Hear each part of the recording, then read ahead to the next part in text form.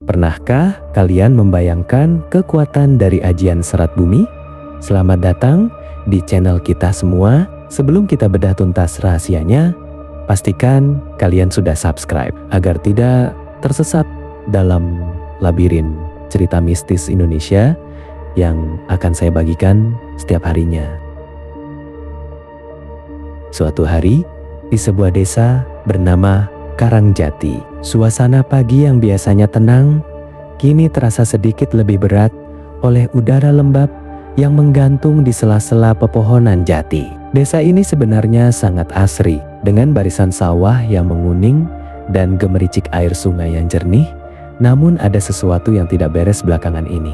Di ujung jalan setapak yang berdebu, seorang pemuda bernama Bambang sedang sibuk memindahkan beberapa karung gabah ke atas gerobak kayu tuanya. Bambang bukanlah sosok yang menonjol di desa itu. Tubuhnya tidak terlalu tegap, wajahnya pun tergolong biasa saja dengan sorot mata yang cenderung tenang. Bahkan sering dianggap terlalu pendiam oleh pemuda sebayanya. Kesehariannya hanya berputar di antara ladang, pasar, dan sebuah rumah kayu sederhana peninggalan orang tuanya yang kini ia tinggali sendirian. Namun, di balik penampilannya yang bersahaja, Bambang memiliki sebuah kebiasaan yang tidak diketahui banyak orang. Setiap malam, setelah lelah bekerja, ia sering termenung di sebuah sudut gudang tua di belakang rumahnya. Gudang itu adalah tempat penyimpanan barang-barang antik milik kakeknya, seorang pria tua yang dahulu dikenal sebagai penjaga makam keramat di perbatasan desa. Di sana, di antara debu dan sarang laba-laba,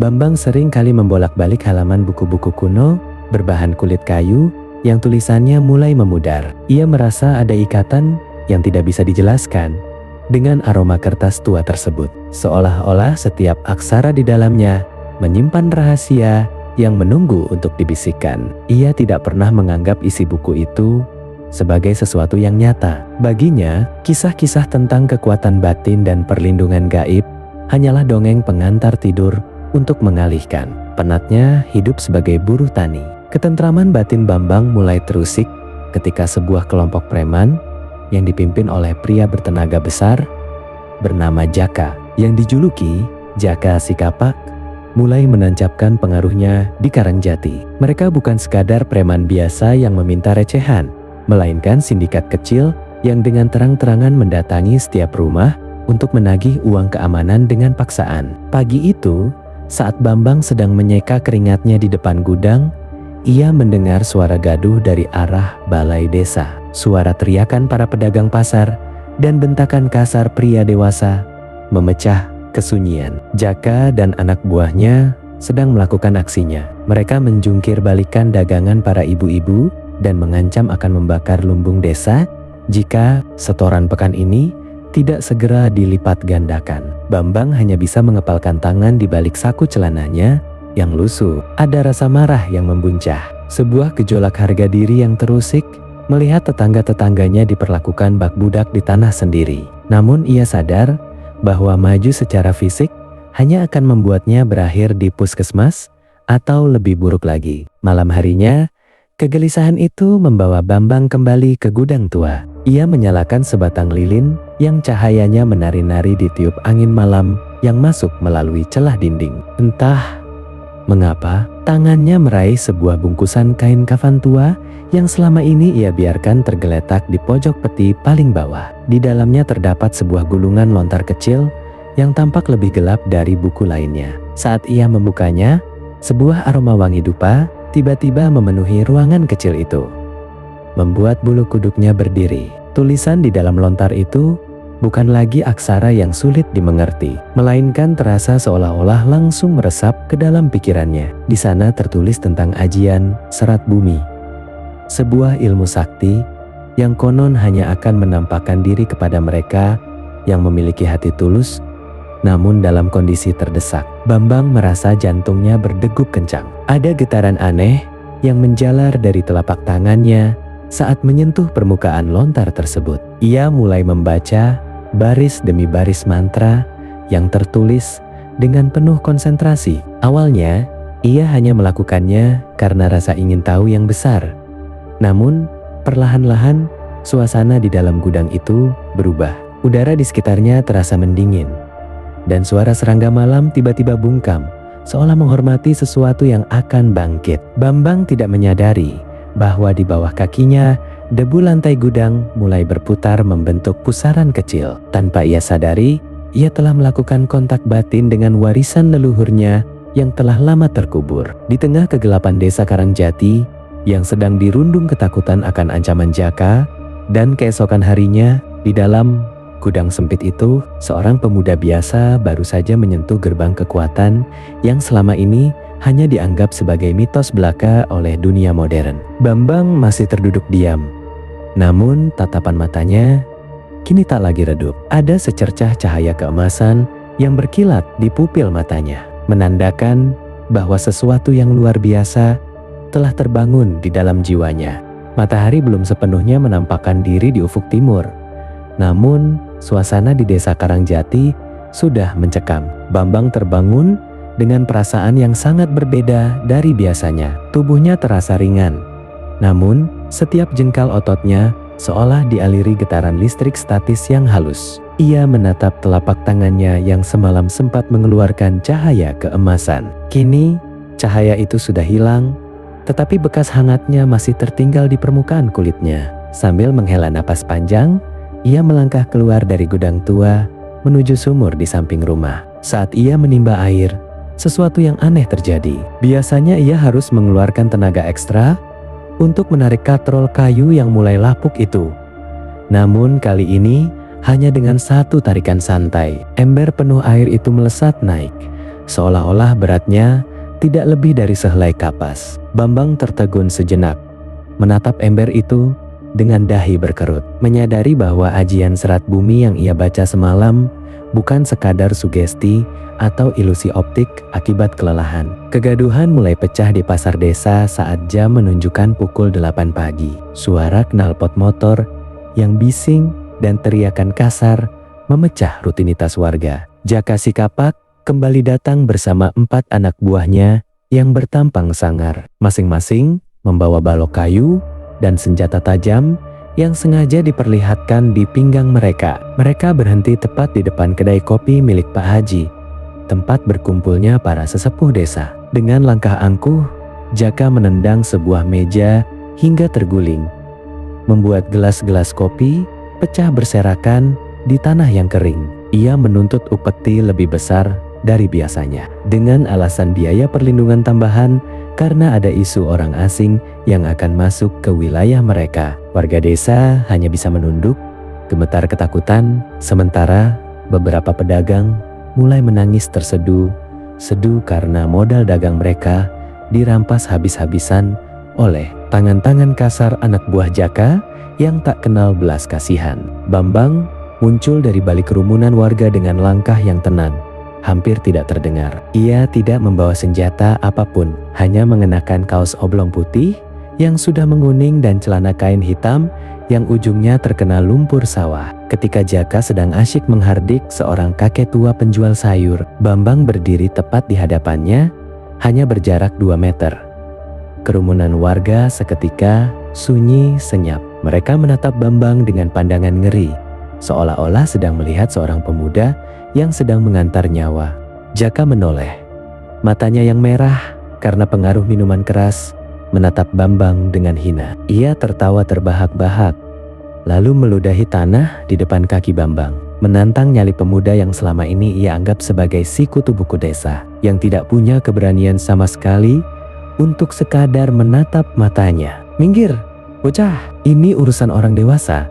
Jangan sampai tulangmu yang ringkih itu patah sebelum aku menyentuhnya," gertak Jaka dengan suara serak yang mengancam. Namun, Bambang tidak bergeming sedikit pun. Sorot matanya, yang biasanya redup, kini tajam, seperti elang yang sedang mengincar mangsa. Ia merasakan denyut energi di ulu hatinya mulai menyebar ke seluruh persendian. Saat salah satu anak buah Jaka mencoba mendorong bahu Bambang untuk menyingkirkannya, tangan preman itu seolah-olah menghantam dinding baja yang tidak terlihat. Preman itu terjungkal ke belakang dengan ekspresi kebingungan, sementara Bambang tetap berdiri tegak tanpa goyah 1 senti pun. Jaka yang melihat anak buahnya dipermalukan mulai naik pitam. Ia mencabut kapak kecil dari pinggangnya dan mengayunkannya dengan kecepatan penuh ke arah bahu Bambang. Berniat memberi pelajaran permanen bagi siapapun yang berani merendahkan otoritasnya di Karangjati.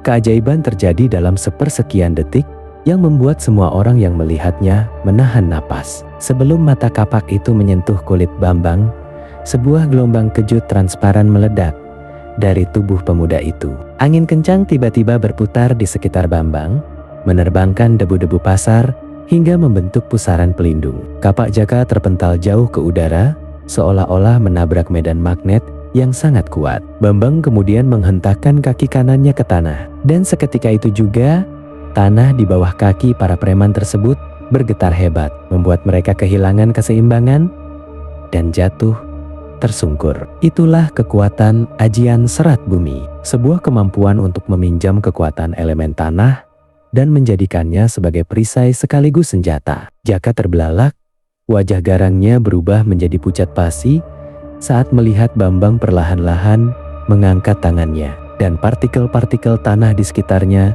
mulai melayang mengikuti gerakan jemarinya, siap untuk dilepaskan kapan saja. Ketegangan di pasar desa Karangjati memuncak saat Jaka si kapak berusaha bangkit dari debu dengan napas terengah-engah. Rasa malu karena dipermalukan di depan warga desa mengalahkan rasa takutnya. Ia berteriak histeris, memerintahkan keempat anak buahnya untuk menyerang Bambang secara serentak dari berbagai arah. Para preman itu menghunus celurit dan balok kayu, berlari menerjang dengan buas. Namun Bambang tetap berdiri mematung di posisi semula. Matanya terpejam sejenak untuk menyelaraskan detak jantungnya dengan getaran bumi yang ia pijak. Saat ujung celurit hampir menyentuh lehernya, Bambang menghentakkan telapak tangannya ke udara. Seketika, dinding tanah setinggi 1 meter mencuat dari jalanan pasar yang keras, menangkis semua serangan lawan dengan bunyi dentuman yang memekakan telinga. Senjata-senjata besi itu patah seketika saat berbenturan dengan tanah yang mendadak sekeras baja akibat pengaruh ajian serat bumi. Warga desa terperangah, beberapa di antaranya jatuh terduduk karena tidak percaya dengan apa yang mereka saksikan. Bambang kemudian melangkah maju, setiap pijakannya meninggalkan jejak retakan halus di tanah yang memancarkan cahaya keemasan redup. Jaka, yang kini menyadari bahwa ia tidak sedang berhadapan dengan manusia biasa, mencoba melarikan diri menuju motor besarnya. Namun, Bambang hanya menggerakkan jari telunjuknya ke arah bawah. Akar-akar pohon jati yang berada di pinggir jalan seolah hidup. Mereka merambat cepat di dalam tanah dan mencuat keluar, melilit ban motor serta kaki Jaka hingga pria kekar itu terjatuh, tersungkur ke dalam lumpur sawah di tepi pasar. Jaka mengerang kesakitan, bukan karena luka fisik yang parah, melainkan karena tekanan energi sakti yang mengunci seluruh persendiannya hingga ia tak mampu menggerakkan satu jari pun. Pergilah dari Karangjati, Jaka.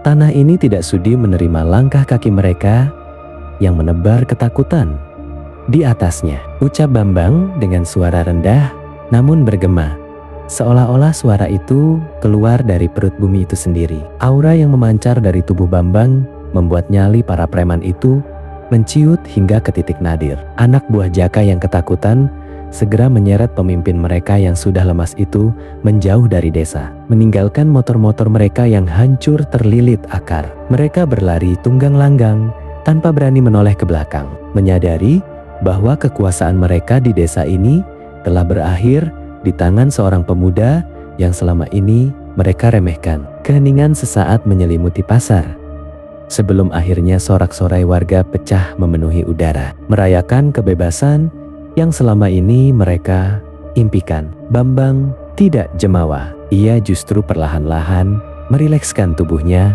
hingga cahaya keemasan di matanya memudar dan kembali menjadi warna coklat gelap yang tenang. Ia membantu Pak Haji merapikan meja yang terguling dan memunguti sayuran para ibu-ibu yang berserakan di tanah. Meskipun warga memandangnya dengan penuh kekaguman dan rasa hormat yang baru, Bambang tetaplah Bambang yang dulu pemuda bersahaja yang lebih suka bekerja di balik layar. Ia menyadari bahwa ajian serat bumi ini bukanlah sekadar kekuatan untuk pamer, melainkan tanggung jawab besar yang dititipkan leluhurnya untuk menjaga keseimbangan alam dan kedamaian desanya. Sore itu, saat matahari terbenam dengan warna jingga yang mempesona, Bambang kembali ke gudang tuanya, menyimpan kembali lontar kuno itu ke dalam kain kafan putihnya. Dengan penuh takzim, kehidupan di desa Karangjati kembali normal. Namun, dengan warna yang berbeda. Tidak ada lagi preman yang berani menginjakan kaki di sana, karena kabar tentang penjaga Karangjati telah menyebar luas ke desa-desa tetangga. Bambang tetap menjalani harinya sebagai buruh tani, mengangkut gabah dan mencangkul di sawah. Namun, kini warga desa tahu bahwa di balik kesederhanaan pemuda itu ada kekuatan bumi yang siap bangkit kapan saja jika kedamaian mereka diusik. Bambang telah membuktikan bahwa pahlawan sejati tidak selalu lahir dari garis keturunan bangsawan atau memiliki otot yang besar, melainkan dari hati yang tulus dan keberanian untuk berdiri tegak di saat orang lain memilih untuk tunduk pada kezaliman.